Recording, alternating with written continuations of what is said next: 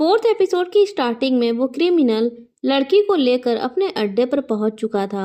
इधर बोंगसुन को कुछ मिलता नहीं है तो वो अपने घर वापस आ जाती है। तभी गुगदू उसे कॉल करके कहता है कि किडनैपर ने तुम्हें देख लिया है तो तुम थोड़ा सतर्क रहना।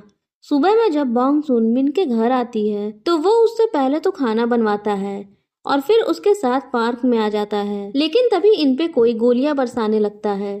मिन जल्दी से बोंगसुन को लेकर एक पेड़ के पीछे छिप जाता है। फिर भी मिन को एक गोली छूकर निकल जाती है। मिन डर कर यहीं पर बेहोश हो जाता है, इसीलिए बोंगसुन उसे उठाकर गाड़ी में पटक देती है और उसे मिन के घर ले आती है, जहां वो मिन की थोड़ी ड्रेसिंग करती है। इसी बीच उस बंदे का कॉल आता है जिसने थोड़ी देर पहले मिन पर गोली चलाई थी। वो इससे कहता है कि तुम अपना बिजनेस लेकर साइड हो जाओ, लेकिन अपने डैड का बिजनेस छोड़ दो वरना मैं तुम्हें बर्बाद कर दूंगा। अब मिन परेशान होकर अपने सौतेले भाई के पास कॉल करता है। ये सौतेला भाई बाकियों से थोड़ा अच्छा था, ये हमेशा मिन का साथ दिया करता था। मिन इसे सारी बात बताता है और उस बंदे के बारे में पता लगाने को कहता है। दूसरी तरफ गुगदू की गर्लफ्रेंड और बोंगसुन का भाई दोनों लंच पर आते हैं। यहाँ गुगदू की गर्लफ्रेंड इस पे थोड़ा लाइन मारने लगती है। अब रात में बोंगसुन अपने फ्रेंड और भाई के साथ मूवी देखने जाने वाली थी कि तभी मिन भी इनके साथ चलने को कहता है और फाइनली ये चारों मूवी देखने पहुंच जाते हैं।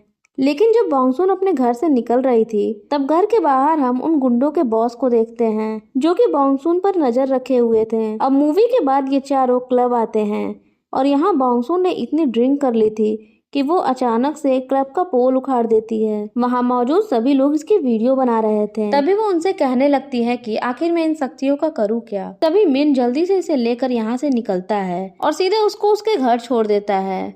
अब हम मॉर्निंग का सीन देखते हैं जहाँ बोंगसुन की माँ इसे खूब बुरा भला कह रही थी। अब बोंगसुन तो नशे में थी तो इसे कुछ याद नहीं होता, लेकिन माँ से थप्पड़ खाने के बाद इसे कुछ कुछ याद आने लगता है। यहाँ इसकी माँ बताती है कि कल तुमने अपने बॉस को क्या क्या नहीं बोला और तो और तुमने सबके सामने उसे गे भी कह दिया। ये बात सुनते ही बोंगसुन की जैसी आत्मा बाहर आ गई हो। वो डरते डरते मिन को कॉल करती है, लेकिन मिन तो नॉर्मल था। दूसरी तरफ किडनैपर उस लड़की को किसी चीज का इंजेक्शन लगाते हुए कहता है कि तुम मेरी दूसरी बीवी हो। तभी हम पहली वाली लड़की जो कि टीचर थी उसे कैद में देखते हैं। असल में किडनैपर ने इस जगह को पूरा जेल जैसा बनाया था। किडनैपर इस लड़की से कहता है कि मुझे पतली लड़कियां बहुत पसंद हैं, तुम थोड़ी मोटी हो तो मैं तुम्हें एक टाइम का खाना दूंगा ताकि तुम स्लिम रहो। दूसरी तरफ पुलिस वालों को लड़की की मिसिंग रिपोर्ट मिलती है। पुलिस यहाँ काफी खोजबीन करती है, फिर भी वो किडनैपर के बारे में कुछ भी पता नहीं लगा पाई थी। लेकिन गुगदू इस केस को लेकर काफी सीरियस था। दूसरी तरफ मिन बोंगसुन को शायद पसंद करने लगा था। बोंगसुन अब मिन के पास जाने के लिए निकलती है कि तभी वो अपने घर के पास एक आदमी से टकराती है। वो इसे सॉरी बोलकर आगे निकल जाता है, लेकिन बोंगसुन आगे जाते ही रुक जाती है क्योंकि ये किडनैपर की आवाज थी।